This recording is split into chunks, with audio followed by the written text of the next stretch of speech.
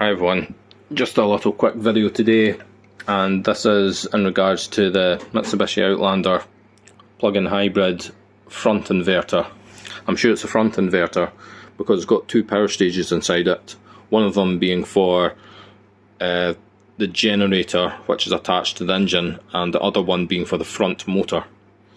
And by the looks of things, they're both running off identical power stages, so I had to get the top cover off first. That's what I've done, just to expose the main control circuit board. There's not a lot of interest on this board in particular. You've got two microcontrollers. I believe those are 32-bit RISC microcontrollers, and I think they're from Renesas. These ones are converter ICs. I don't know what that really means. Maybe for the resolvers. I don't know how the resolver driver electronics will work on this. But that would take quite a bit of reverse engineering. It's not really that I'm interested in. So this PCB just sat under the metal cover. These covers are stuck on really well. Another thing you might be wondering is how much this thing actually cost me. Well, it was only £18. £18 for all this. And probably the copper inside this is worth half of that alone. These are all the bus bars I've taken out. So I've just kind of haphazardly disassembled the whole thing because I'm not really that interested in keeping the whole casing. I'm just wanting the power stages out the thing. So once you open one of these up, if you take all this out, you'd be presented with a massive capacitor which sits on top of the power stages. So that's 1600 microfarad, 450 volt DC. So the DC would be coming in through there, and it's just distributed just plus and minus on each of these connections on both sides, which feed into each of the 6 half bridges which form each 3-phase inverter. So that's an electrolytic capacitor, 1500 microfarad, 400 volt, and that one's probably polyester film, something like that. So the reason that they use those types of capacitors is because electrolytics have a short life and they dry out eventually. These ones last a heck of a lot longer. So we're presented with these power stages here. They appear to have the gate drivers and everything already on them, so it's a case of reverse engineering this. I reckon these connectors will be power, and probably all the gate drive signals will come through here. I have no idea what gate drivers these are. That will need some further investigation, but I'm just making this video really to show you what's inside something like this.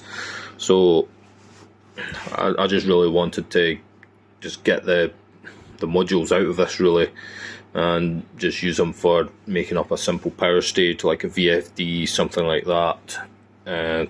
Nothing too complicated.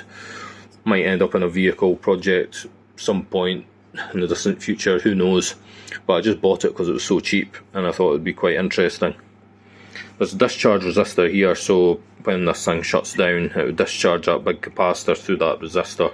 I'd imagine that's what that's for anyway.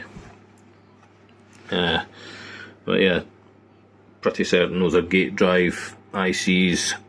Probably all those are isolated power supplies, individual isolated supplies coming in from these transformers. So I reckon if this is to be repurposed, isolated power supplies are something which is going to have to be figured out. I'm almost certain that's what this is. You can just tell by this board that there's some isolation there, that this is almost certainly isolated power supplies. So that's obviously going to be power and gate signals coming in there. Very weird there's so many of them for gate signals, so there's probably quite a lot to figure out.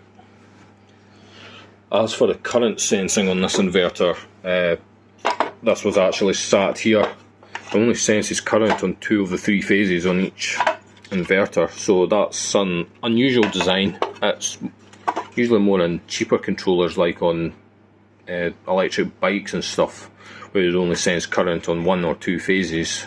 Normally a proper inverter is going to sense on all 3.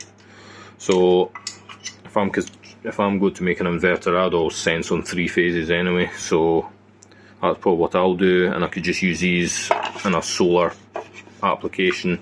I've already got a solar power monitor which uses a current sensor out of a EV battery. So even for these current sensors alone, that's probably worth the £18 again. So absolute bargain. It's ridiculous how cheap electric car parts are getting, because as you know, electric cars, they just explode all the time and go on fire, and nobody wants them, so no wonder everything's so cheap. Let's see what else. So yeah, that's pretty much it. Batteries are really cheap as well now. You could get 50 kilowatt hours for like £1,200 delivered, which I'm planning on doing this year if I could get solar panels on the roof, because I'm really struggling to get those, but I'll not go too far into that just now. So yeah, quite an interesting inverter design this, and hopefully I'll be able to get a lot of useful parts out of it. Again, all these nuts and bolts worth a good chunk of what I paid for this, so yeah, absolute bargain.